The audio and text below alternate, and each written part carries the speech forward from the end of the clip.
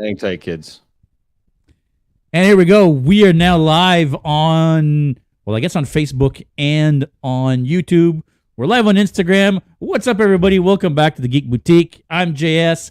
I got my buddy Jeff over here. We've got Jolie joining us today because today we're talking about Spider-Man. So, Jolie, you've just dropped off of the Instagram Live. Now, that being said, everybody watching us on YouTube and on Facebook can probably still see you and hear you. That's fine. So we'll let you figure out.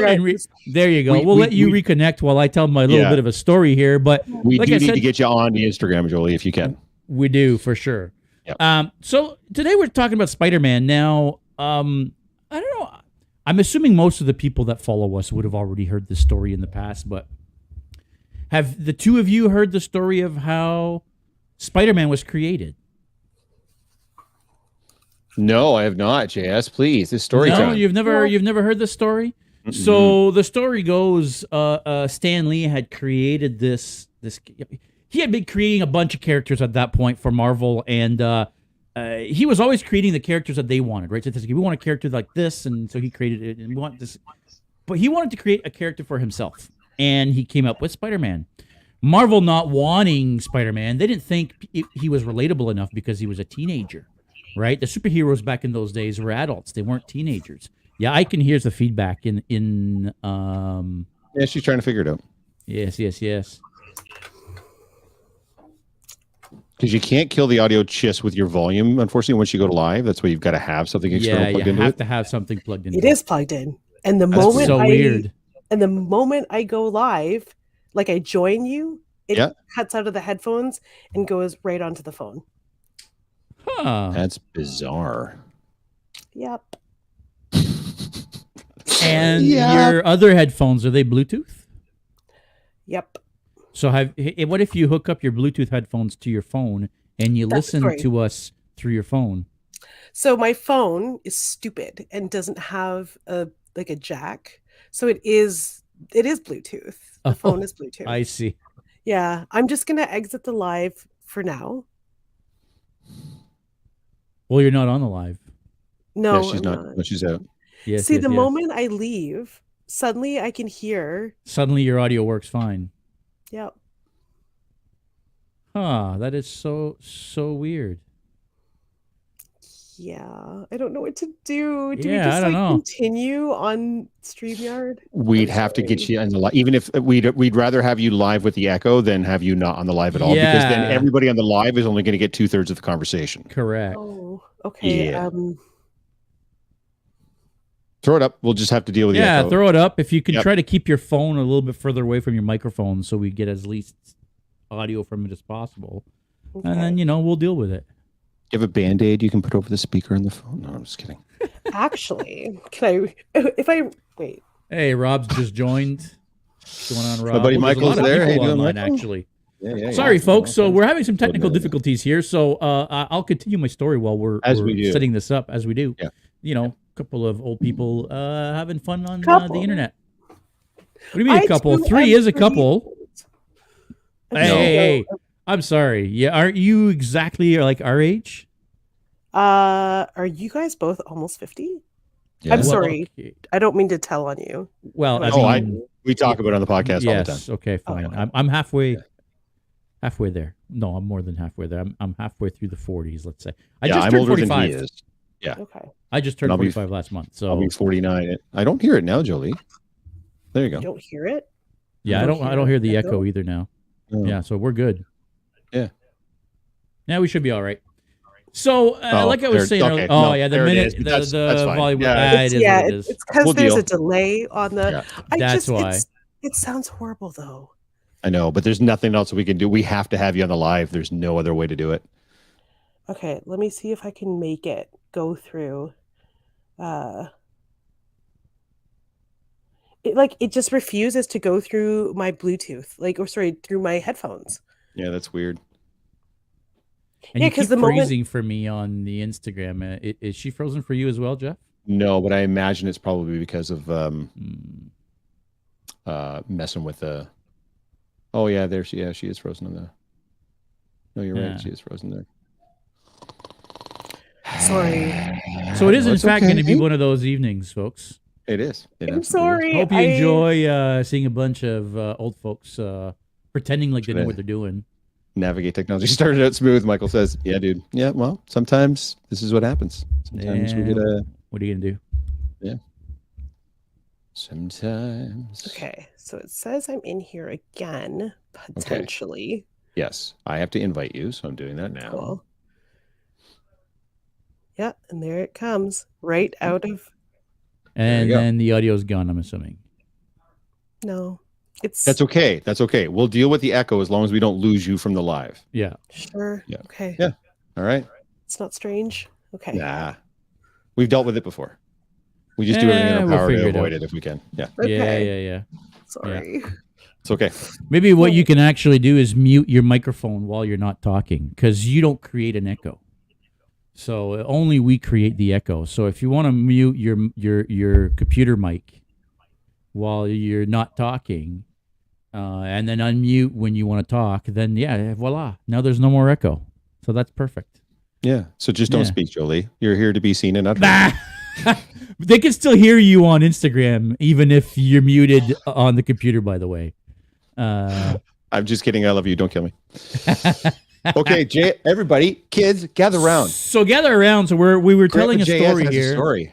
Yeah. So Stan Lee had created this Spider-Man character who was a teenager that the publishers at Marvel did not want to publish because he was a teenager. Because back then, the teenagers were sidekicks. They weren't superheroes. So Stan Lee gets somehow put on Amazing Fantasy, and Amazing Fantasy gets canceled. So for the last edition, the last book of Amazing Fantasy, for those that don't know, Amazing Fantasy was like an anthology book. Is that what you would call it? An anthology book where every story is a different story, basically. So for the last episode, or last book of Amazing Fantasies, he decided, you know what? Screw this. Ditko, sneak him in. So Ditko draws Spider-Man into Amazing Fantasy. It explodes. It becomes the best-selling version of Amazing Fantasy. So the executives, obviously, the next day, they're like, hey, dude, you remember that character that we liked so much? How about we give him his own series to this guy that they didn't want to, this character that they didn't want to have at all. Jolie, I don't know if you're seeing this, but you are glitching big time on this StreamYard. Jeff, can you see that? I can. You can. Jolie is having a lot of technical difficulties today. Holy smokes. So that's the story of how Spider-Man was created, and while Jolie is still having some issues. Jolie, how are you? Now take yourself off mute. You got to take yourself off mute, yes. Yeah.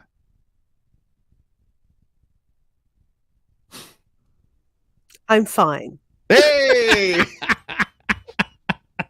I'm as good as I could possibly be, apparently, which is like not great.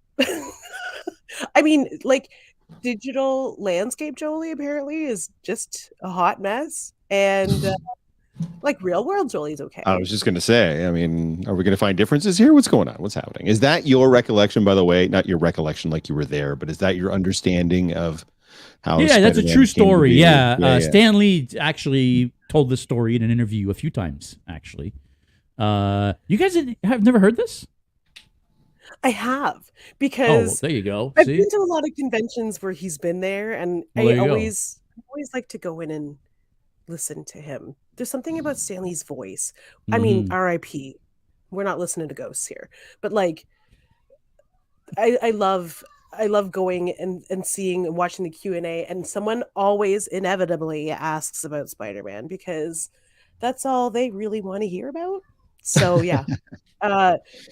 Long story long. Yes, I'm familiar with the story. Perfect. Did I get it right? For the most part, yeah. And Yeah? like he was like something crazy like 20, 21, 18, I don't know. Because was this was he during that the young? time? Was this during the time when National Publications was actually publishing the Marvel titles? I believe so. Do you know what National I'm talking about, Jolie? Publications, Yeah, like, DC, essentially. Yeah, Marvel was no longer able to publish titles. distribute titles, I should say. So DC began distributing their titles, but they limited them to 6 titles only. And so they started to put superheroes into existing books, which is why Thor debuted in Journey into Mystery. And I thought possibly why Spider-Man debuted in Amazing Fantasy and whatever, because they had to utilize the books that they already had in their lineup. DC wouldn't let them produce any new books over and above the 6 that they were already publishing, that they agreed to publish, which I'm sure they're kicking themselves in the pants to this day for ever doing that for them. But yeah, I don't know if that was, I don't know if they were still timely comics at the time as opposed to Marvel at then. Like, I don't know if that's oh no, I guess they would have been Marvel by then. Yeah. Anyways, yeah, I don't know. Yes. Yeah. Yes. Yes, it was. Okay. Yeah. I'm looking. We don't have special folks like Jeff. Special episodes with folks like Jeff. My God. No, you're right. When we don't have things like when we're not reviewing like the TV show from the 90s. When you say special, listen, I mean that we all know. We my all know heart- what he's. We all know, you piece of shit, what she's talking about. I hold no place for him. There's a special waste basket, right? Is this the beat up on the old man part of the show? Is that we here already? We've been on for like 10 minutes. Please, Jolie, continue with your amazing, compelling story. You're welcome. I love you too. You're lucky. I love you. So right. Okay. Okay. Long story long. Long story, very long. So we review Amazing Web Peter Parker. And then whenever the title changed, I think like Peter Parker Spectacular Spider-Man changed into Web of whatever. There's always like 3 titles. We read 3 comics every week, whatever the Spidey title was. Yeah. And by the end of this year, we'll be done in the 80s. So and then you get into the best decade. Here's the thing, right. I don't know that we're going to go beyond because it was always going to be a Bronze Age Spidey podcast. Well, yeah, just gotta do something. Yeah. So you guys got like 14 different podcasts though. You're going to be fine, right? Yeah. Hey, St. Thomas Batman. I didn't know there was a St. Thomas Batman. There is. He was just at CK Expo this past weekend. I got to interact with him a little bit. Yeah. I can arrange. At least well, you can see his name. You don't need me. Just you can arrange for our fingers to touch. Can almost touch, not exactly close to touching, but not really touching. Yeah. I'm just going to read a couple of comments here. Yeah, Julie has joined us. So Tim, our Black Captain Kirk, is saying I collected Spider-Man when I was a kid in the early 90s. I subscribed to Amazing Spider-Man. Very cool. Julie made some laughy emojis, which makes sense. I always liked the main stories. For Spider-Man, I was all about Amazing Spider-Man. For X-Men, it was all about Uncanny, all about the mainstream titles. Andrew from Ill Gotten Hugs cosplay says only read Spider-Man when he crossed over with others like the X-Men. Felt I got my fill from him from those books. Yeah, so just so you guys know too, by the way, if you're collecting comics in the 90s, late 80s and early 90s, when they would release sales numbers for comic books, they would release all the other comics compared to X-Men. So X-Men had their own sales category, and everything else from Marvel and DC were rated against the X titles. That's how insanely popular the X titles were. But there was also like 14 different X titles at that point. No, agree. Right? No. And what's funny is when I got collecting in the 90s as well, the late 80s, early 90s, I had the same conundrum that Jolie had Jolie had. See, I've already done it once, and it's going to happen like a million times. Here she comes. I'm coming for you. What's going to blow your mind is he doing it on purpose, or does he just not know? It's right on the screen. Same thing. It was intimidating for either one of those. So I didn't collect Spider-Man. I didn't collect X-Men. I didn't collect anything that had like a million different titles to it because I was intimidated by not just the level of backstory, but I got to buy how many comics am I buying every month just to keep up with whatever's going on, especially when they would run storylines throughout all the different comics and such. So my first exposure to Spider-Man, probably for you a little bit too, JS. So the cartoon, obviously back in the 60s, with the classic theme song and that great animation style, and the 47-year-old dude they had voicing Spider-Man was great, even though he's supposed to be a teenager. He definitely did not sound like a teenager. And the Electric Company. Do you guys remember the Electric Company? And they would have. Oh, you are old. I'm kidding. I am old. Yeah. So they had a live action Spider-Man on the Electric Company, and he would foil these same 2 bad guys every week. And they were always trying to steal peanut butter and banana sandwiches, or peanut butter and honey sandwiches, or something, some type of peanut butter and something. I think it's peanut butter and banana, if I'm not mistaken. And he would foil them, and Morgan Freeman was on Electric Company and everything else. So I loved watching Electric Company, and Spider-Man, seeing that there was great. And then same thing, like when the Raimi films came out, blew my mind, except for that third one, which is dog shit. And then the Andrew Garfield films came out, and I love those. I actually just rewatched both of those, and I was shocked how much I enjoyed the second one. I went to the theater to see the second one, and I came out of that theater mad. And then I just watched it now, and I'm like, why was I so mad at this movie? This movie's great. The sound's great. Jamie Foxx is awesome. Like Dane DeHaan, but everything else, yeah, fantastic. Anyways, so my experience, I own probably, I don't know, over 2,000 comics here in my basement. There might be 7 Spider-Man books in there. I was a DC guy, and even the Marvel stuff I collected was one like Silver Surfer and Incredible Hulk, like stuff that just had good writing and good stories, but didn't really bleed over to the other titles a whole lot. So what about you, JS? Like, what's your connection with Spider-Man? How did you? So I appreciate the great story, guys.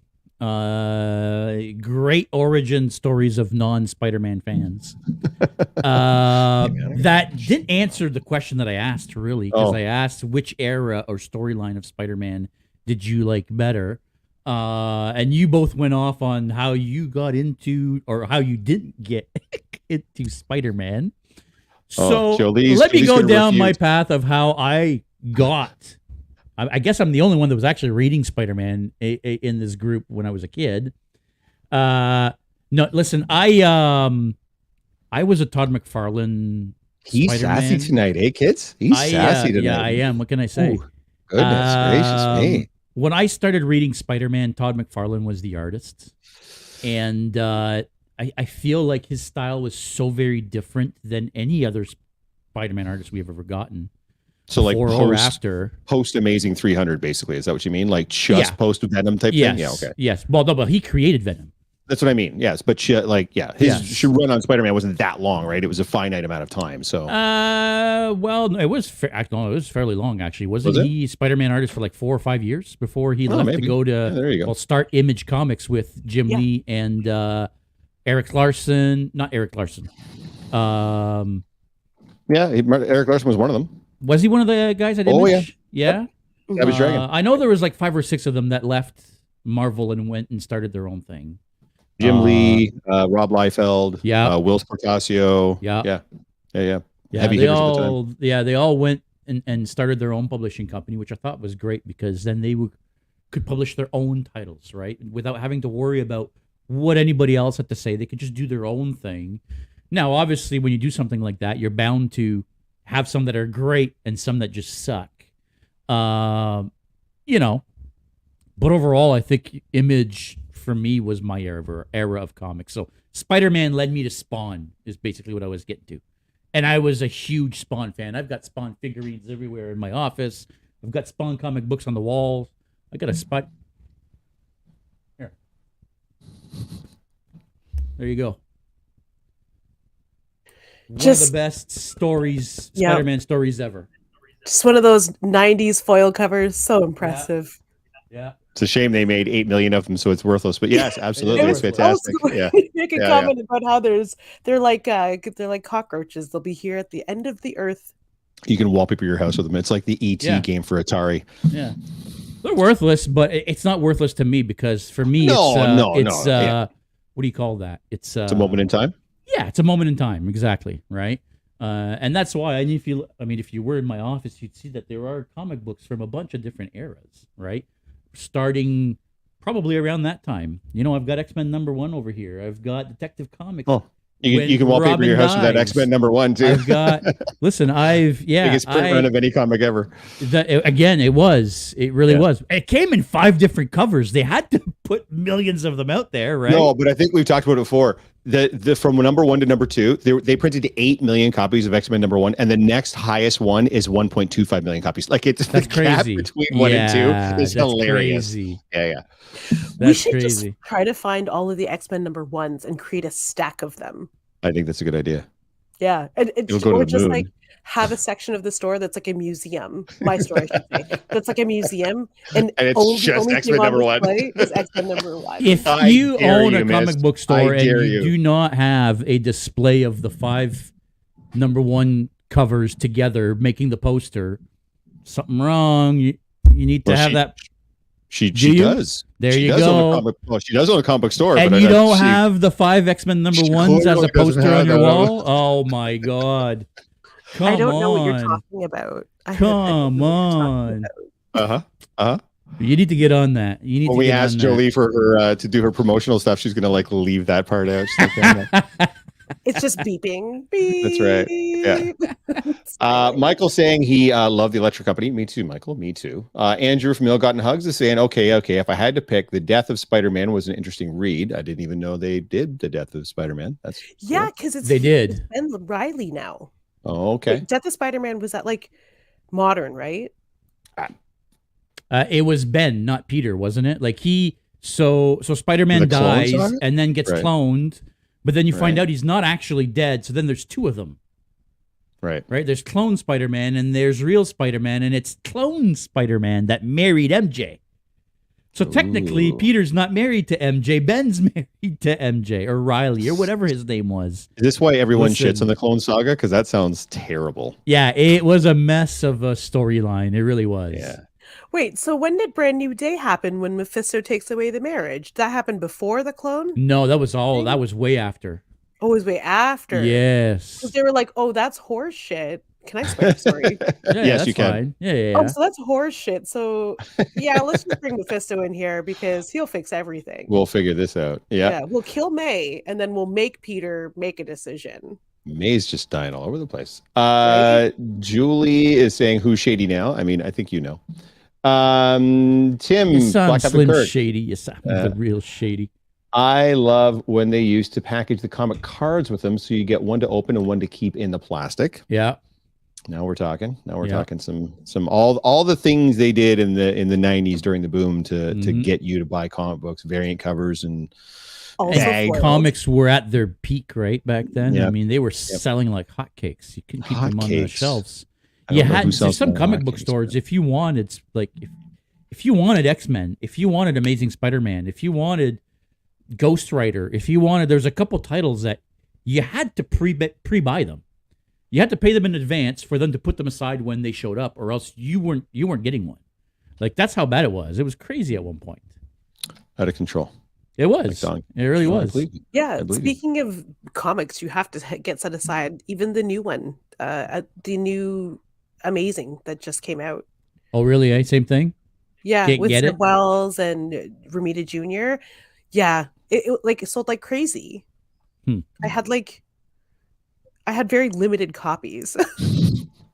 And they gone because you guys never know. Like, I always feel bad because I'm good friends with Gordon Carroll that run LA Mood in London. I'm going to be heading over there for Free Comic Book Day on Saturday. By the way, guys, Free Comic Book Day this Saturday, first Saturday in May. So get out and see your local retailers and grab yourself your free comics. Yes, go. Absolutely. Not fantastic. We didn't get those. But go to Gordon Carroll's. Yeah, they're amazing. Right. They also have ice cream there. And yes, they do. Really? And a Starbucks. Yes. They took over. Well, they didn't take over. They're in what used to be a Kellogg's factory, but they're converting it into like this crazy, great interactive retail and fun space and everything else. So, and yeah, they moved their comic book store into the basement there, and it's wonderful. It's a great location. So that's Mike and I, Crazy Mike Cosplay and I, are going to go downtown first in our costumes, and then we're going to go to Kellogg's and get our free comics there. And then there's some microbreweries like right around that area. So we're going to go to the microbreweries in costume and have some beers as whatever we are. I don't know what I'm dressing up as yet. I think he's going to wear his Batman. So maybe I'll have to wear Spider-Man now. Agreed. It's gonna be, my buddy Andrew was the same way. It's gonna be 10 degrees on Saturday, man. I'm not walking around. It is, yeah. I'm not walking around. 20 degrees here yesterday. No, today it was great, but I'm not walking around in a unitard when it's 10 degrees outside. That's not happening. Let me beers. Yeah, exactly. Like all of your choices. Yeah. I need something. Leather jacket, but that's what I'm saying. I need something that the beard works and is slightly warm. So it's either going to be Negan or Obi-Wan. I figure Obi-Wan's good because it's sort of topical right now, but yeah, I don't know. We'll see. The robes, those and the robes. Warm. That's what I'm saying. I almost said Kingdom Hearts, a Game of Thrones. No, I've always wanted to do the Hound. Yeah, I know, but I just never. And then the show, and then everybody hated the show, so I was like, well, I'm not doing that now. I get Boromir. Boromir is my, Game of Thrones type thing. I'm not doing both of those. That's for sure. I was a comic card master back in the day, Tim, saying full sets and doubles for series 1 to 3. I swore they were going to be worth so much by now. Yeah. Yeah, no. Yeah, you know why you're able to buy so many, Tim? Because there were so many, and exactly as soon as there's that much supply, there's just no demand anymore, my friend. Yeah. I'm going to put you guys on the spot for a second. Yes. We haven't talked to any of the villains, and Spider-Man has one of the best rogues galleries across all of literature, really. The most recognizable, anyway. Probably right up there with Batman. I would put the two of them as probably having the most recognizable rogues gallery. So, point for point, on the spot, favorite Spider-Man villain. Go. Who wants to go first? The Spot. That's just for my fellow Spider cast. Mike L, who's just joined us actually in the live. Just joined us actually. That's right. Spider-Man and his amazing friends. No, not really The Spot, but The Spot because it's hilarious and a little bit silly. My favorite one that I love to hate. Okay, do you know what my favorite is? Obviously, the Green Goblin. Is that sad? No. Why is that sad? I don't know. He's a great villain. Right. Let me flip it on you then, Jolie. If you were to write a Spider-Man comic featuring the Sinister Six, who are your Sinister Six? Oh my God! I asked her for one. Now you're asking her for six. You piece of shit. Well, you asked for one, and she already gave 2.5. Like she was about to give us a third one. So I've got a hot take on this one. Everybody buckle in. It's gonna be Here we go. All right, let's get some drinks here. It's going to be all of his ex-girlfriends. So we got Betty Leeds. Ooh. We got Gwen Stacy. We have Felicia. She'll be in there for sure. Deb Whitman will be the ringleader. They'll all be headed up. Gwen Stacy. I said Gwen. She already said Gwen. Yeah. Oh. Gwen, Deb, Betty. Ooh, Shashan, Flash's ex-wife. Shashan, she'll be in there. Oh, maybe one of the. No, these are all most of the. Oh, Bambi, Candy, and Randy, the old neighbors. So that's like a Sinister 7. He got around. He didn't get around. He just was rude to women, and I feel like they would all gang up on him. That would be my Sinister 7. Perfect. Okay, so Jeff, who's your favorite villain, and then your Sinister Six? Yeah, that's you know what, dude, that's super tough. I asked this question. I don't even know 6 Spider-Man villains. What the hell? Oh no, obviously I do, but it's more like picking one out of it's super hard because someone said it there too. Tim was saying it too. It's super hard not to pick Venom because it's literally like the designed Spider-Man villain. Do you know what I mean? They knows his identity, has all the same powers, is actually stronger and faster and better in some cases, but because of the symbiotic relationship is that's the Achilles heel and everything else. So and I collected Venom. That was one of the few Marvel titles I did collect it. I collected Lethal Protector when it was coming out and the miniseries that were out there too. So and yeah, same thing. I had the original McFarlane run 297, 98, 99 into 300. So you get to see Eddie Brock becoming Venom after the black suit and just even the history behind it and stuff. So yeah, it would probably have to be that. And then, yeah, man, for me with the Sinister Six, I don't know, man. I just like the classics, right? Like you've got to have Rhino there. You have to have Lizard there. You have to have Vulture there. You have to have Doc Ock there. You have to have Goblin there. And you have to have Frogman. Nope. I would probably myself, but I don't know. I really loved Scorpion when I was a kid. Yeah, Scorpion was so cool probably too. Scorpion. But that last guy you could switch out for like a Mysterio. You know what I mean? Yeah. Like there's other villains that you could switch in and out there. But there's a reason why those villains keep getting reimagined and brought out time after time throughout the different books and series and cartoons and movies and such, because they speak to us on that level. Same with all the Batman's villains. It's Yep. What about you, JS? Who's your Sinister I'm mainly with you there. Venom has to be my favorite all-time Spider-Man villain. Like I said, I'm from the age of Todd McFarlane, so it's hard to not fall in love with Venom. He's everything that Todd McFarlane stood for, basically, in his art style. I would definitely put him in if I were to make a Sinister Six, he would be part of it. I can't not have him in there. I would maybe even consider Carnage in that as well, just because for me, Carnage brings a dynamic to the Spider-Man Venom thing that before Carnage, Spider-Man and Venom were just enemies. When Carnage came along, Venom became more of an anti-hero. So Carnage kind of has to be in that discussion. Doc Ock, for sure. He's a close second to me as far as favorite villains. I'm actually considering potentially doing a Spider-Man cartoon, the modern Spider-Man cartoon style Doc Ock cosplay. Oh, I was just gonna say you'd make a wonderful Alfred Molina. Yeah, so I'm thinking about that. For me, Hobgoblin over Green Goblin. Yeah. Sorry, it does give me flashbacks to the Spider-Cast, talking about the Ned Leeds and all the craziness that went into what was going to be supposed to be a Hobgoblin, and then the editorial changes at the Spider Comics, and all of a sudden, someone got dead. He got deaded, and then they were like, "Oh shit, what do we do now?" Change absolutely everything. Yeah, and then bring him back 20 issues later, whatever it was. Anyways. Yeah. That's good. And, for me, Venom's always kind of been a separate. Yeah, Venom's always almost been, because of the dynamic. Venom's almost like I wouldn't put him in the Sinister Six because of like you're saying, the dynamic I feel like is not. And again, he's not necessarily a class. He is a newer-ish of the villains, right? So yeah, and we're not even. We haven't even mentioned Electro, because Electro I love too. So it's Electro I love too.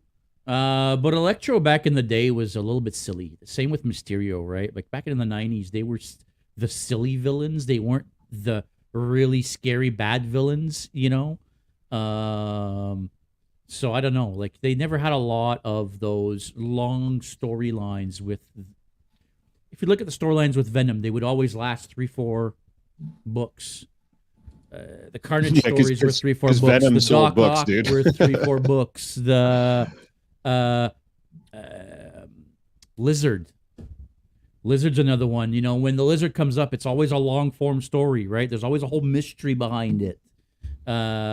Mysterio, he's one of those throwaway that, you know, he's there, he's the villain of the week, and then he's gone for, you know, who knows how long. So that's kind of how I feel about him. But he's actually like a TV magician, which is like kind of hokey potatoes. Yeah. But... hokey potatoes. Potatoes. Right? Suddenly I want French fries. There's no suddenly. There's never a time I don't want French fries. Or really potatoes in any way, shape, or form. So Tim was basically saying what you were saying about Venom being basically a Spider-Man. You know, he can do everything Spider-Man can do and even better. Also saying when Carnage came out, he was floored. Loved that original series in The Amazing Spider-Man. It was that original Carnage introduction. I forget what it was called, but that was a crazy storyline. It wasn't called Let There Be Carnage? I don't think it was called Let There Be Carnage, no. And then his Sinister Six, classic Doc Ock, Green Goblin. Oh, no. But also Kingpin. Not a full I know we're going to talk movies anyways, but little, kind of like a side, little Venom movies. Where are we on the Venom? Have you seen both of the Venom? Have you both seen both of the Venom movies? Yeah. Have I? Do I wish I haven't seen any of those? Yes. Okay. We know Julie's opinion, so we got that. So, what about you, JS? How do you feel about the Venom films? I think we got Jolie's opinion covered. So, I was very disappointed that they kept Spider-Man out of his origin. Oh, they had a bit of a betrayal. I know they had to. Yeah. It still felt a little bit like a betrayal to the character of Venom. Oh, Maximum Carnage. There you go. But if you look at those movies, especially the first one for what it is, it's a good movie. I had a lot of fun with the first Venom. The second Venom was a little bit dumb, a little bit hokey. What's his face was good as Sam on the live. Venom movies suck. Okay. Yeah. Well, I can't believe I'm the one. Yeah, I'm usually the snob. I'm usually the guy that hates. As a diehard Spider-Man and Venom, it's a total betrayal. Absolutely, everything you guys are saying is absolutely correct. I'm not refuting anything that you're saying. They're not going to get nominated for any Oscars. But if you just give me a movie where for an hour and a half Tom Hardy argues with himself in a comical fashion, was good. I'm in. The second movie, is dreck. The second movie is terrible, and I don't know what they were doing with Woody Harrelson. I don't know if he's just like, I don't know if he was just phoning it in from home. Awful. Every single scene that had Tom Hardy arguing with Venom, which is him arguing with himself because he voices Venom, was amazing, and I will watch anything that's going to be in. Yeah, I was gonna say Canadian comic cutie. They're not my fave girl. Mm-hmm. I'm sorry, I'm assuming your gender. They're no one's favorite. They shouldn't be anyway. I bet you they're Tom Hardy's favorite. I will say that I do agree with Jeff about the Venom and the Tom Hardy, the Eddie Brock dialogue. Becca brought it to my attention that there's kind of like a sort of like a gay relationship happening there. And it's very representative of the community, and the community recognizes this as almost like an iconic film. And I'm like, you know what? From that lens, yes. Right? I really love that. If that is the interpretation, and apparently like Tom Hardy, because he has helped produce these films and he cares about the two characters, he has even sort of alluded to there being a relationship, like a romantic relationship between the two of them. And I'm like, okay, I'm here for that. I'm totally here for that. I mean, whether it's a romantic relationship or not, it's a symbiote. He's in his head. It's the most intimate kind of a relationship you could ever have, right? No, I think I'm good with it being a gay relationship, and I think Tom's pretty liberal with his sexuality too, like in real life. So I mean, I'm here for it. If you've seen Rock and Rolla, he's handsome Bob, and he's no, I know, right? Yeah. So I'm not saying that's not why I'm equating that Tom is more open with his sexuality, but I mean that's always been the vibe that he's going to put out there. So if you ever get bored and you want a good giggle, go find Tom Hardy's MySpace pictures, because they're amazing. They're so good in how cringy they are. Yeah. It's all good. No worries. I know they're fantastic. Like, why wait till the end? Yeah. Oh no. Yeah. Now. Go look now. No. Go look at Tom Hardy's MySpace pictures. They're great. Canadian Comic Cutie is saying it's all good. No worries. And yes, her also liked the headphones. Yes, we were complimenting her headphones earlier when she was struggling with the technology, so that was good. Tim is saying that's like saying the David Hasselhoff Nick Fury movie is good for what it was. Technically true, but yeah, I don't know. I've never watched that abomination. I bet you it doesn't have the same level. No, I bet you it doesn't have the same level of humor and comedy and bromance and camaraderie. So yeah. Oh God, MySpace, old man. I said Tom Hardy, lady. Don't call me an old man. Tom Hardy's the old man. I wasn't on MySpace. All right. So you just hush. You were. I was not. I was super late to social media. So really, yeah. I have a hard time believing that, but it's true. Hey, listen, we've been on for almost 42 minutes and we haven't even gotten to the point of today's show, which is obviously Spider-Man No Way Home, because we never really got a chance to actually talk about it. But let's get into the movies quickly. So there's been a lot of Spider-Man movies before No Way Home. Sure have. Some good, some not so good. Spider-Man 3. Dancing's fine. The what? The dancing. The dancing is fine. The dancing, I didn't mind the dancing. That was kind of funny. But, Venom. Friggin', what's his face? Topher Grace as Eddie Brock. Like, listen, that just did not work for me. I'm sorry. That I don't think it worked for anybody really. Yeah, that was just I don't think it worked for Topher Grace. Yeah, probably not. Yeah. I wouldn't have been too happy with that movie myself. But again, so there's been a number of movies. There's really 3 eras of Spider-Man movies. I think they were all good in their own rights. I know a lot of people hated Amazing. I thought Amazing did a fine job. I think Andrew Garfield actually got the shaft a little bit. I feel like 100%. he probably should have gotten another movie before 100%. They replaced him. But I'm really liking the current Spider-Mans. I have to say, what's his name again? Tom Holland. You love him. Tom Holland. Thank you. That current Spider-Man, I love him. What's his name again? He's really Tim Denmark redefined Peter Parker for me. When I think Spider-Man and Peter Parker now, that's who I see. I can't help it. What are your guys' thoughts in general about everything that we've gotten so far from Spider-Man movies? I love them all. There you go. In their I like that. they all have their own spider flavor. Yes. In my opinion. Yes. Except for that third Tobey Maguire movie. Yeah, that one was whack. Yeah. Like fennel. Ugh, gross. Yeah, that one was whack.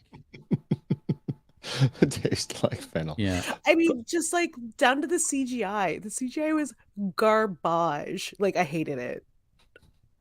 I wanted to like it a lot, but there was just so many things working against it. There really was, including the director, because even he had checked out at that point. Yeah, apparently there was a lot of studio interference. Yeah, because they had them nominally signed for a fourth film, and they were going to pay Kirsten Dunst and Tobey Maguire $25 million each to appear in a fourth film. Wow. And once Raimi left, then everybody left, basically, because Raimi really hated Spider-Man 3 and the whole experience of trying to make it, and the studio's fingers in there. So I'm kind of with Jolie. Yeah, I'm in the midst of a rewatch now. And I'm not gonna lie, I did skip Spider-Man 3 because I can't. Because I remember seeing it originally and I was like, oh, this is not great, but there's elements. And then every single time I tried to rewatch it since then, I just wanna it's like watching Moon Knight. I just want to punch myself in the face over and over and over again. You just had to take a shot at Moon Knight, right? You knew the episode wasn't gonna happen without you taking a shot at Moon Knight. I'm so mad. Anyways. Have you seen the season finale? I have. It made me madder. Anyways. But it's like I said, in the rewatch, I suddenly have a massive appreciation for Garfield.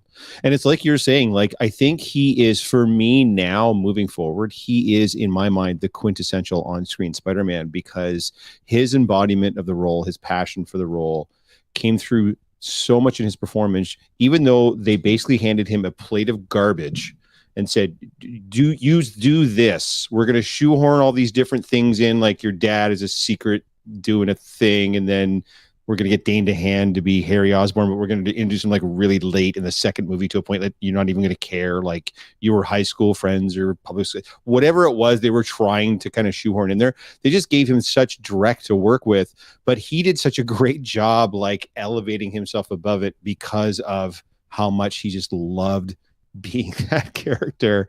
That now for me, because I'm not a fan of Holland, I'm not going to lie, there's something about him that's just off for me. I loved Tobey, by the way. I thought Tobey was great, but Spider-Man 3 really just left such a terrible taste in my mouth that it kind of sullies my memory of him being Spider-Man. Dude, Moon Knight is awesome. Categorically disagree, sir, but that's a rant for another time. The movies have been a joy, even though I do find that especially the first two Holland movies dreadfully boring. No Way Home and Homecoming. I just don't find them very entertaining. But I mean, not No Way Home. Sorry, Jolie just cranked it. She's like, Far From Home. Yeah, I know. Chick. All right, we're about to go now, buddy. Yeah. No. Homecoming and Far From Home. They were serviceable. Like they were okay, but they just weren't great. And then but I mean, No Way Home. No Way Home is great, but not because of Tom Holland, because we got to see everybody in there. So almost everybody. James Franco not there. I can't imagine why James Franco wasn't there. It's so weird. Why did they mysteriously leave him out? I don't know. Why did they leave him out? Pivotal role. You know why they left him out, sir. I do? Oh, yes. He's been canceled, and rightfully so. Oh, really? Yeah. Oh, I didn't know. Yeah. Oh, yeah. I don't know. There's so many people getting canceled these days. I lose track of who's in and who's out. Yeah, he's definitely out. He definitely canceled himself. Really? He did do what he did, but he did it, and he's way out. I'm gonna have to go look that up. Yeah, go look at that. I'm in shock. How dare you? Tom is so good. We could agree to disagree. I feel like the Spider-Men are very much a generational thing, just like Star Wars is a generational thing. Like the younger people, typically, like the millennial, like the Gen Zers, like the Disney, the millennials, like the prequels, and then us old fogies, like the original series. And I think Spider-Man's kind of the same way, as where you were formatively when those Spider-Men came out, type of thing. So I mean, when you have a cult following, no, I'm not saying Tom isn't. I just don't see Tom as Spider-Man. It's just there's something doesn't click in my head for having him as Spider-Man. I don't know. So maybe it is just me, but I find that most of the younger generation does really like Tom. So what's that? I think he's a fine Peter. Mm-hmm. And he's like an adequate Spidey, but you know what? No, I take that back. No, he's a good both. So, but who's your Spider-Man though? Like, who's your headcanon for Spider-Man? Yeah. technically it's the Tobey Maguire is what I envision Peter Parker looking like. Yeah.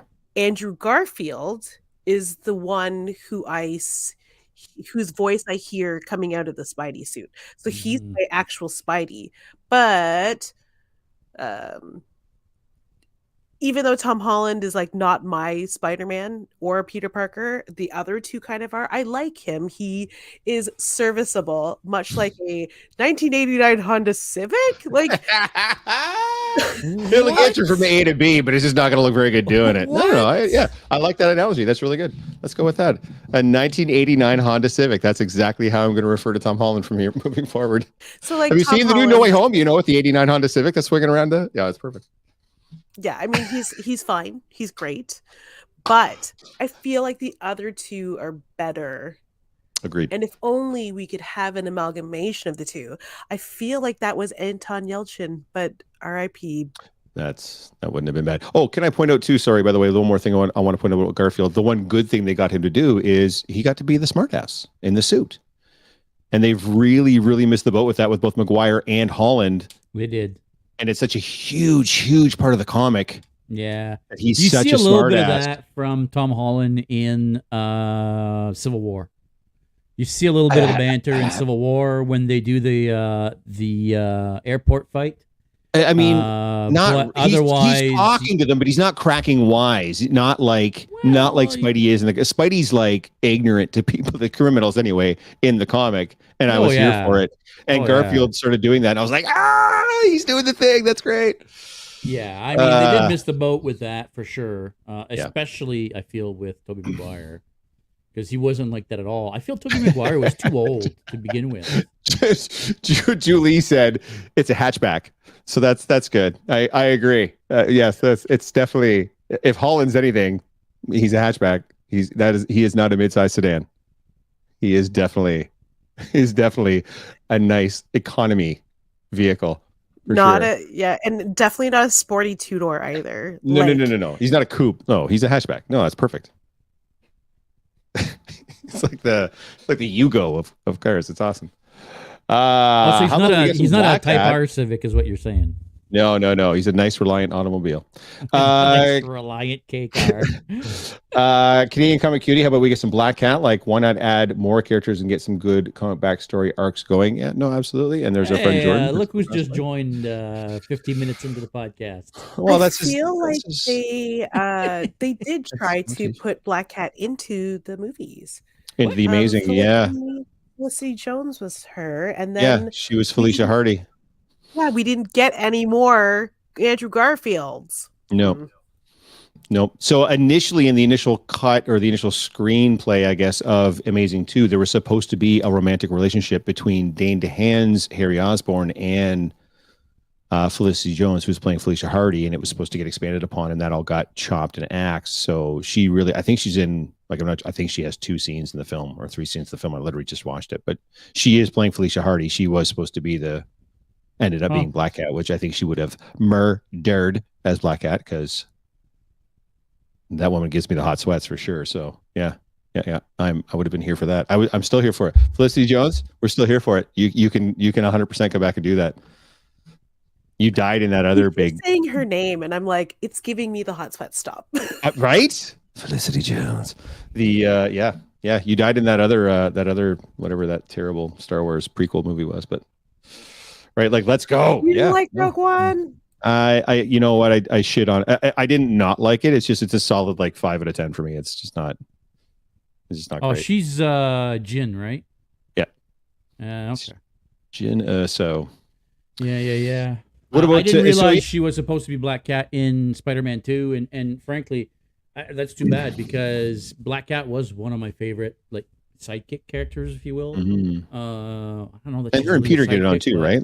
Are they not like weird? They do. Batman, Catwoman kind of. Yeah. Right. So in the Bronze Age comics that we've been reading for Spider-Cast, she actually will only date him. They're dating. They're seeing each other, but she only wants to hang out with him when he's Spider-Man. Gotcha. She even hand sews him a costume. Is she really? That's hilarious. Yes. For the bedroom? It's amazing. Sorry, what? Oh, I thought you meant like we're only doing it if you wear this. I thought that's what she meant. Like I think that's what she implied, Jeff. Yes, she's in the bedroom hand sewing the costume. Like, if you want something, you're putting that on. Otherwise, cab money's on the dresser. Get the fuck out. Is that what you mean? Is that what you're talking about? Oh, maybe. Or do you mean like she sewed him a suit for him to go out and stop crime in? The latter, unfortunately. Oh, well, not in my head. So spicy. I like that better. It is pretty spicy for a Bronze Age comic book, I guess. But yeah.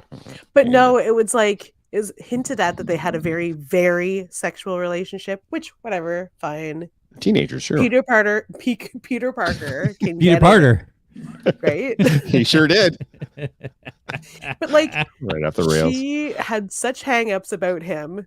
Like, I would have loved to see Felicity Jones play this caliber of Black Cat, where she was like, I love your black costume. What happened to it? Oh, while you were out being Peter Parker taking photos, I hand sewed you a full black costume to replace your old one, because I guess the symbiote, like, they get rid of that's it. right. Yeah. She makes the black suit.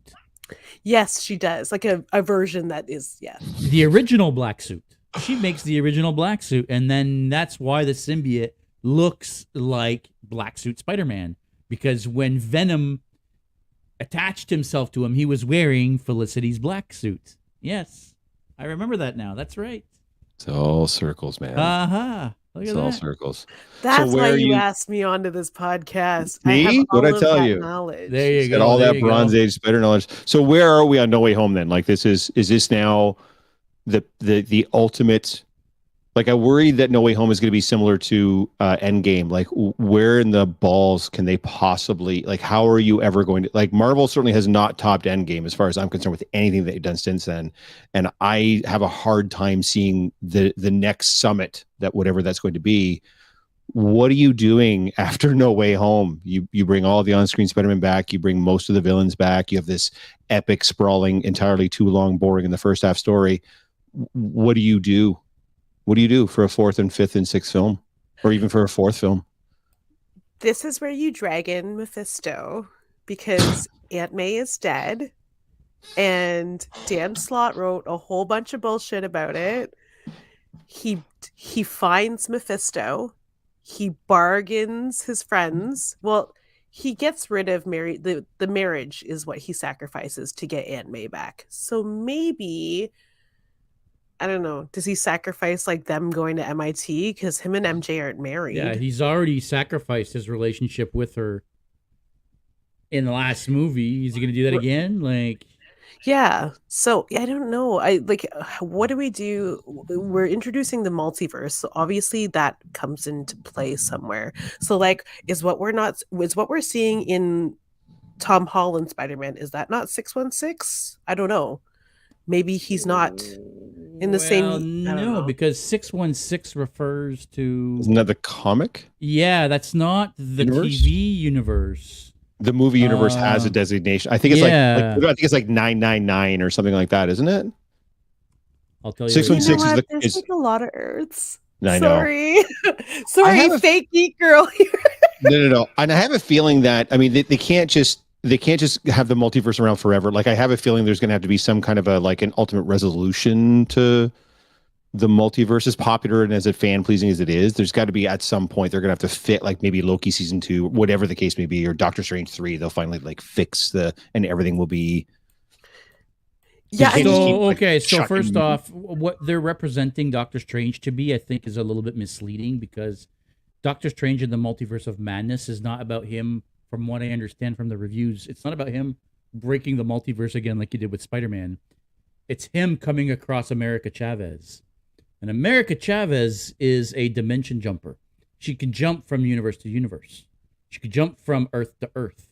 So he goes on an adventure in the multiverse with America Chavez. Yeah, I think more like, as far as having it as a setting or having it as a plot point, they'll have to find it. There'll be an eventual point where it's just not a thing anymore, because you can only beat that horse for so long. I don't think so. I think this multiverse is giving them an opportunity to actually be able to do things that are completely separate Yeah. And not have to be in the same universe, No, but I then agree. still leave the door open to. No. Oh, but well, eventually, what if, right? You can't be 14 movies down and still doing weird multiverse. You know what I mean? I'm just saying eventually it'll have to run its course. You don't think so? You think they could just beat it forever? I feel like after Doctor Strange, like the whole multiverse thing is pretty much going to be done, I think. You're not going to be dealing with multiverse anymore.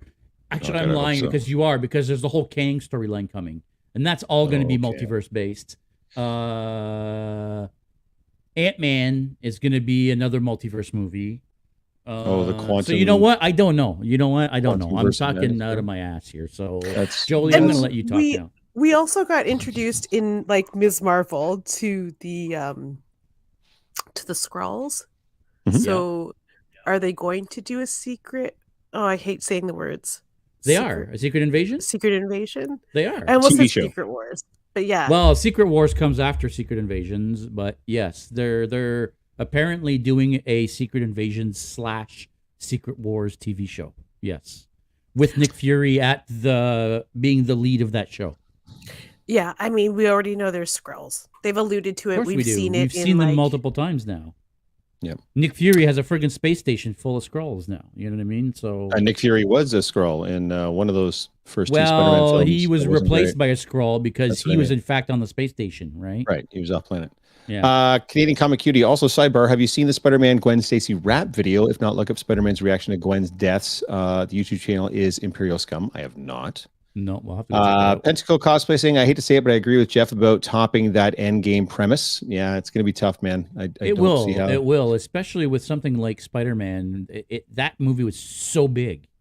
There was so much that I can't see whatever the next Spider-Man is. They almost have to reboot, whether it's a soft reboot or a hard reboot. Or I'm thinking, and he technically has one more contract. One more movie on his contract, correct? I don't because know. My understanding, so. Not my understanding, but what I thought was that once that story was done, now he was free to go back to Sony and be part of the Venomverse, right? Now that his story in the MCU is done and that everybody's forgotten about him, now we can have him jump over to the the Sony Spider-Verse. Which is not what happened or how it ended, but wishful thinking, I suppose. But I don't know. Julie is saying Doctor Strange, release Doctor Strange. Rob the Bad Guy, I totally agree about ending the multiverse nonsense. I'm with you, Rob. It's going to be too much. Canadian Comic Cutie says, oh, Loki, he smells so good. I will take your word for it. I have not sniffed the man. Quantum Mania. There we go, Jordan. Thank you. Yes, Quantum Mania. Oh, Julie, do you have something to say about how he smells? He looks like he smells like a jazz club full of cologne and cigars, which I imagine smells great. So, I mean, just bring all the Spider-Man back again and close the Sonyverse. They butchered every superhero movie for a while. Yeah, I disagree a lot on that one. I apologize, dude. We literally just talked about how great all the previous Spider-Man movie was, except for Spider-Man 3, and those were all Sony films. So, yeah, I'm sorry, man. And I mean, let's be honest, although the current Spider-Man movies are written by Kevin Feige's team, they are still Sony movies. Yeah, because they still own the rights in perpetuity. I know that's a technicality, Jordan, but Yeah. And they're distributing the still films Sony movies. Yeah. So, Morbius, I haven't seen it, but I heard it sucked. I don't know. And some people didn't like Venom, even though they both made Venom still made a shit ton of money because a lot of people did like those movies because they're just silly popcorn fun that people enjoy. So Morbius is apparently very, very bad. Yeah, I don't know. I haven't seen it. I'd like to. It is the hottest garbage. Really, eh? I heard that all of the Spider-Man references that were in the trailer were removed from the movie. Down to the drawing of Spider-Man on the wall was removed from the actual movie. Oh, and I'm sure from Jared Leto's he waved his hands after he let go of the stupid. Oh, sorry. It made me hate Jared Leto so much. I hope he develops an actual limp from walking with a walker. Damn. So stupid. Damn. Jolie, come in super hot on that one. Hot take on. Yeah, no, go ahead, please. No, it's like if you have to do the crap that you did on set to like get into character, you're playing a freaking vampire for sakes. Like, you know that vampires don't exist, right? Rob's You with know you. that living vampires don't. Yeah. Thank you, Rob. Mostly Thank because you. of Jared Leto. Gotta hate him. Yep. To each their very own. I do not hate. Not a Leto, big but I fan understand of why. Jared Leto either. Great Yeah, in that's cool. Dallas Buyers Club, but Sure. garbage in all of the superhero movies. Just terrible. I don't know. I By like this far Joker, the but that's worst fine. Joker ever. Okay. We're an hour and 4 minutes in. We cannot open up that can of worms because we'll be here all night. Can't do that. It's gonna be bad. I have thoughts. I have feelings. I have thoughts and feelings too. Yes. I'm Well, gonna save text you that. this later. All right, good. I'm here for it.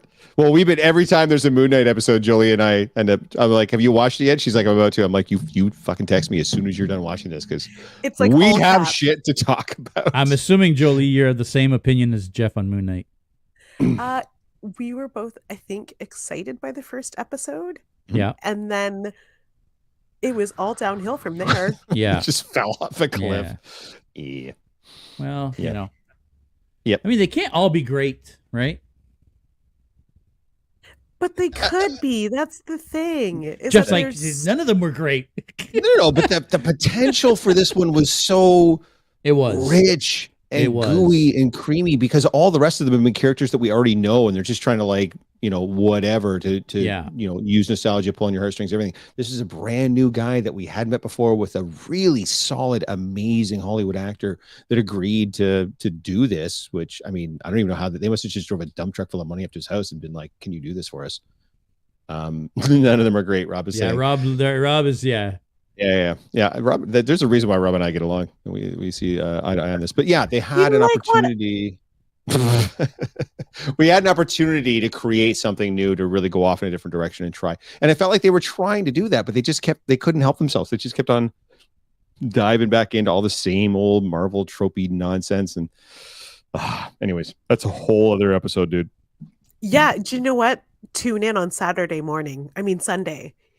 Jeff is going to be on my podcast to bitch about it. The Full Volume Podcast, kids, myself, G.I. Jolie, and our good friend Harvey Brent. We're going to be talking some Moon Knight episode 6. Jolie, why don't you let everybody know where they can see or listen to this podcast? Oh, okay. Well, we do both a video and audio podcast. So we are available on YouTube at Comic Book Syndicate. And the audio version of the podcast is available really wherever you find your favorite podcast. So you can search for the Comic Book Syndicate Network or Full Volume Podcast. And we actually have been reviewing every single Marvel Disney Plus show. We also did Peacemaker too, because there was a really big lull between Marvel shows, and turns out Peacemaker was the best one. So are you guys going to do Obi-Wan? Peacemaker was amazing. We actually we probably won't but because we're like, well, we missed Boba Fett and we didn't do Mandalorian, so it wouldn't make sense for us to do Obi-Wan and not have done the others, but we might do like a tiered list of it because I think Harvey Brent is a big Star Wars fan. Yeah, and you're digging in them tier list now. You got to bring me back for that non-MCU Marvel movie tier list. Or a caravan of garbage is it's gonna be great. Talking about some hot garbage. Woo! Yeah, it'd be actually really great to have JS in there too, because it would to help balance it out. Yeah. I'm up for it. He's the yin to my yang. I think we disagree half the time just to keep this spicy. We don't really. It can't just be. We usually disagree. It can't just be two cis white males just agreeing on everything, because then this podcast would just suck. Well, it'd suck even more than it does, but. We agree on a lot of things, but when we disagree, we're usually not on the same page at all. But it's not just because you're French and I'm English. It's there's deeper. Discovery does suck. You're an idiot. See what I mean? No, it's terrible. I'm an awful take. I don't know if Tim is still watching, but I kind of threw that in there just for him. I am so sorry. I'm sure he appreciated it. I'm sure he did. Jordan is saying still have to watch Moon Knight, but I thought Loki was actually pretty well done. I have thoughts on that too, dude. We should do an episode on the Marvel TV shows. We'll just talk strictly about Marvel TV shows because I have so many thoughts. Some were better than others. You know what I mean? Like I'll take Loki over Falcon and the Winter Soldier. You know what I mean? I'll take WandaVision over Moon Knight. So it's not like I didn't dislike them all across the board. It's just for me, it's a scale. You know what I'm saying? And nothing's quite at the top of the scale yet, but there's sure as shit some stuff on the bottom. Woo! I don't know. For me, they've kind of just been okay across the board. They've all had their upsides. WandaVision was something different. Falcon and the Winter Soldier was more of an action show, and we kind of needed that at that point. We needed something a little bit more from the MCU than just magic and rainbows. We needed some action. We got the Zemo dance. What are you talking about, man? Yeah, it was amazing. I mean, Zemo was the best thing about that show, as far as I'm concerned. Loki, I'm annoyed with the fact that Loki's show was not about Loki. He was not the villain of his own show, and he did not kill the villain of his own show. Oh. So I have issues with the Loki show, although it was kind of good. I did kind of still enjoy it. Have you watched Moon Knight? I have not watched Moon Knight yet, but I will binge through it. So, they were all okay. But you're forgetting like the best one though. Which one? Hawkeye. They made a Hawkeye show? Fair enough. Hawkeye was probably my favorite so far of all the. It really had a diehard feel. I didn't think I would like her. What's her name again? Haley Steinfeld. Haley Steinfeld. The only thing I'd ever seen her was in Transformers, and her character was kind of dumb. I thought what they did with her was genius. They really made her just as quirky as Elena, Black Widow's sister. What's her name? Yelena. Yeah. They were good opposites. Did they actually make a Hawkeye show? That doesn't make any sense. He's the most boring Avenger. Why would they make a Hawkeye show? That's so silly. He's the funny Avenger. Doesn't he just shoot a bow and arrow? They did that? Jeff is a Hawkeye hater. Why would they make a? Did you even watch it? You've never actually watched it, did you? I would watch it. Are you kidding me? Hawkeye show? You watched it. Yeah. Let's make a show about the most useless Avenger. He shoots bows and arrows. Came through. He did. He really did. And then when he runs out of arrows, what does he do? Nothing. I've already checked out. I can't listen to this, Jeff. Stands around with his. If you watch the show, you know what happens when he runs out of arrows. Awful. Hello, Megan. Joining us late. Yes, Megan has just about to log and there's Chibibara as well. Megan has been catching up on Picard and Strange New Worlds, so she's had a very Star Trek day today. So I'm her Trek pusher, so I hooked her up with all the latest episodes, and she got through all of it. So is she caught up on today's episodes? And by the way, she just finished the 2 seasons of The Orville. She binged that as well. She's but doesn't like Lower Decks. Can't get through Lower Decks. So really, yeah, we're gonna have to vote her off the island. You kind of have to be. Sorry, Megan. I think Lower Decks appeals to us because we were teenagers and young adults in the days of Next Generation, and that pulls at those back in the day. You know what I mean? Like it pulls at our nostalgia strings, right? That's why Lower Decks is so good. Anybody that was not in TNG or was not of our age group in the TNG era probably thinks Lower Decks is the dumbest thing in the world. Maybe, but it's not. It's the best thing in the world. Anyways. It's so good. Jordan's asking a side question. Has anyone else seen the masterpiece that is Nick Cage, The Unbearable Weight of Massive Talent? I have not. I keep seeing the commercials on like Instagram and TikTok, and that damn ad plays everywhere. I'm Nick Cage. And it looks hilarious, but I haven't watched it yet. You guys? So do they just follow Pedro Pascal around and just be like, we're making a TV show, we're making a film, we're just you're just gonna be on camera all the time. Like you're just never not gonna be working on stuff. I love him. He's fantastic. But holy smokes, that dude's in everything right now. Yeah. Because he's Joel in the new The Last of Us video game adaptation TV show coming out. Yeah, that's what I mean. I did not know that. Dudes, apparently season 3 of The Mandalorian, almost all of it is him just doing voiceover work. It's very, very little of him in the suit because he spent most of that time shooting The Last of Us. Yeah. Interesting. Crazy town. Yeah.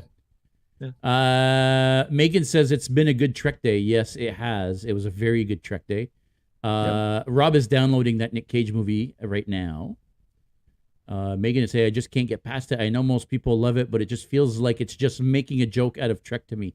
I love TNG. It's my favorite series in the Trek universe. Well, I mean, it kind of is, and that's why I kind of like it.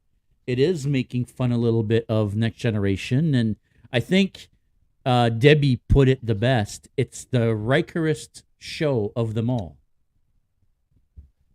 Yeah, it is. I like that. I don't think there's any other way of putting it, you know? And Riker from Lower Decks is by far the Rikerist Riker of all Rikers. Agreed. I mean, he's just amazing. I love the show. Yes, you're right. It does make fun of it, but I think it makes fun of it from a place of love. From a place of love, exactly. Because the Orville does the same thing. It clearly is poking fun of a lot of tropes that have been Trek over the course of the last 40, 50, 60 years or whatever, but it's doing so as a love letter to it. And I feel like Lower Decks is the same thing. It's not poking fun of it to poke fun of it. It's poking fun of it to like you were saying, from a nostalgia aspect to reacquaint us with it without just rehashing the same stories and stuff. It's just it's done out of love. That's okay. We don't have to love everything, Megan. You could be wrong. You're allowed to be wrong, and you're really wrong, and that's okay. That's allowed. Don't listen to these two jerks. Jolie, are you with the Trek at all? I see you. I am more Trek than Star Wars. And you don't like Lower Decks? I haven't seen it yet. You have to go watch Lower Decks. It's amazing. Seriously. Yeah, go watch it. It really is. Yeah, like I know I'm gonna love it because of the way you guys are gushing about TNG, and I'm like, that's my jam. That's my peanut butter and jam. So and you love the Orville. I know you love the Orville too, and it's very, very Orville vibes. So, you'll dig it. Which we also do a podcast. How many podcasts do you have, Jolie? No, I'm not joking. She has like 17. It's great. I listen to them all. It's fantastic. This one. Yeah. There's 3 or 4, is there not? There's there's 3 officially. Yeah. 3 officially. Full volume, Spidercast, and Morville? And Morville Orville, yeah. Okay. There you go. Chibi Bar Cosplay is saying waiting to watch season 2 Picard. Chibi Bar, if you haven't watched season 2 of Picard, you got to get on that because the series finale was today. And stay spoilers off the are internet. Yeah, spoilers are stay already off the dropping. internet. Yeah, because it Our is friend worth Debbie just had something spoiled for her. So yeah, it is worth the watch. It was amazing. It was probably the best single episode of Star Trek that I've seen in a long time. See, I don't think the Orville is anything like it. Orville was more serious than Lower Decks to me. We can. It gets a little bit more serious in season 2 for sure. I love how all of us spent Star Wars Day watching Star Trek properties. Yeah, we did. No, Star Wars Day was yesterday. Well, today is the Revenge of the Fifth. Well, yes, and today is there's always a bigger fifth. Tomorrow is Revenge of the Sixth. Well, whatever. That's the problem. There is a new Obi-Wan Kenobi trailer that came out yesterday. If you guys have not seen it, you should also go watch that. I think that trailer officially confirms what I've been saying and ranting about like a madman with my crazy theories for months now.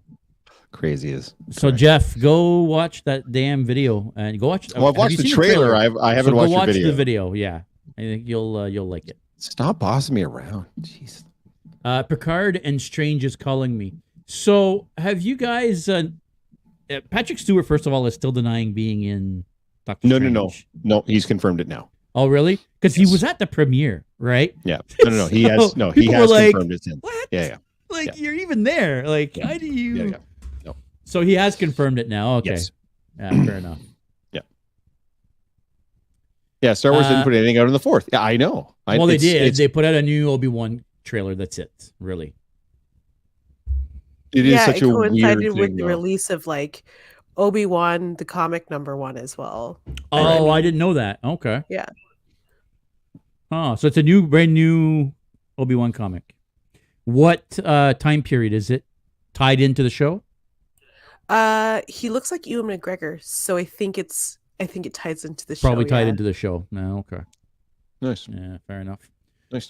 All right. Well, listen, we've been on for an hour and 20 minutes. And an hour of that was spent not talking about Spider-Man. Not talking about Spider-Man, exactly. So we might as well sign off here. So, Jolie, other than the 3 podcasts you've already talked about, are there 15 more you want to quickly let people know before we go?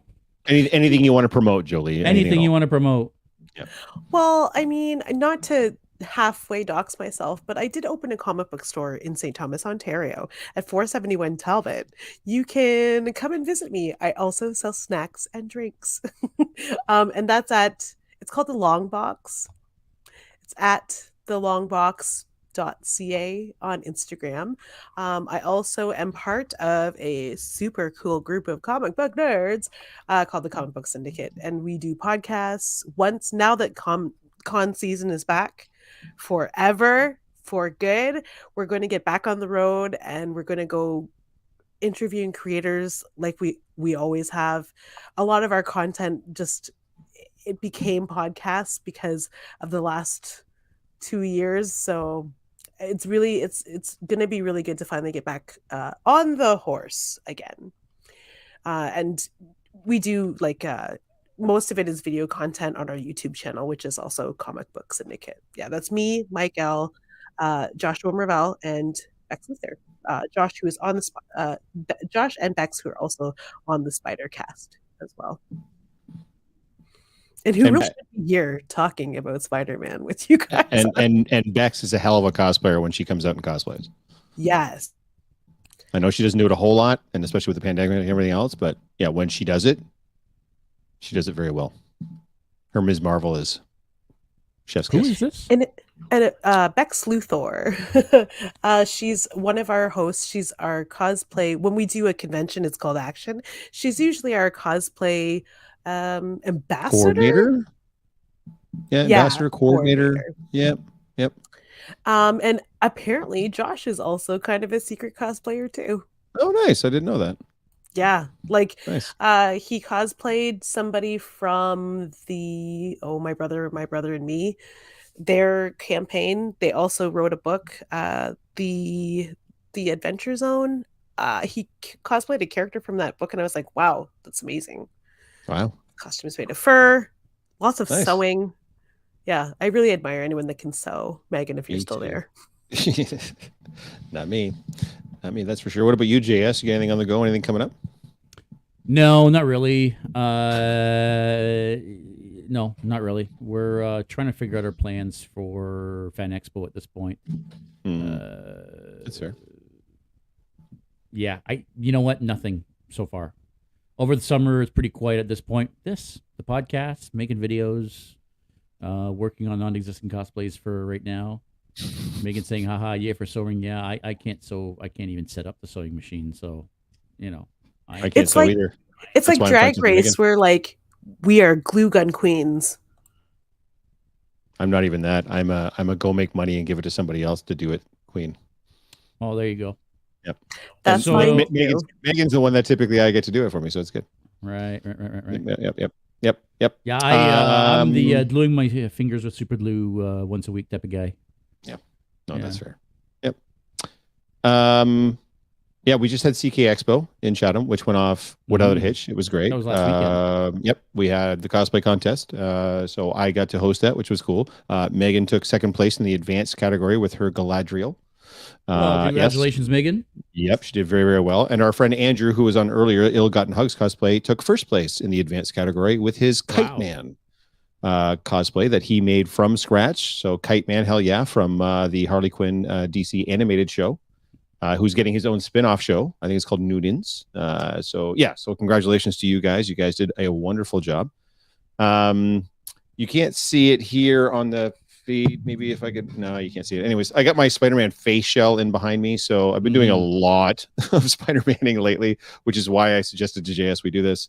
And then, we have, oh my God, Kite Man is awesome. Niagara Falls coming up. So this Saturday is free comic book day. So going out for that, I mentioned before with Crazy Mike Cosplay, we're going to get out to some shenanigans, I'm sure. And then, Niagara Falls is June 3rd, 4th, and 5th. And then Forest City Comic Con here in London at Centennial Hall is June 25th. So definitely some events coming up. And I still have to get out to see Jolie's new space. I haven't been out there yet. So I got to get out to St. Thomas. And St. Thomas, that's like even further south than London, isn't it? Yeah, and I'm in South London, so I can get to her place in like 20 minutes from where I'm at. So I just unfortunately, that means it's probably like 4 hours from where I'm at, right? So. Yeah, it's worth the drive. She's fantastic. I'm sure she is. Absolutely. The shop is gorgeous, even though it doesn't have a collection of all the X-Men #1 variant covers. But hey, you know that I'm going to fix that tomorrow. You better. Now that you've brought it up. You better. Yeah. And we want I've been looking posted for a frame actually so that I can actually pull out. I don't know if you guys, do you own a copy of X-Men #1? Yes. Is there someone that doesn't? So for the people that don't, the cover opens up into like the 4 or 5 panels. I've been looking for a way to mount it like that, but I haven't been able to find that so far. My only other way would have been to buy all the 5 individual covers, or is it 4? I can't remember now. Only there was some way.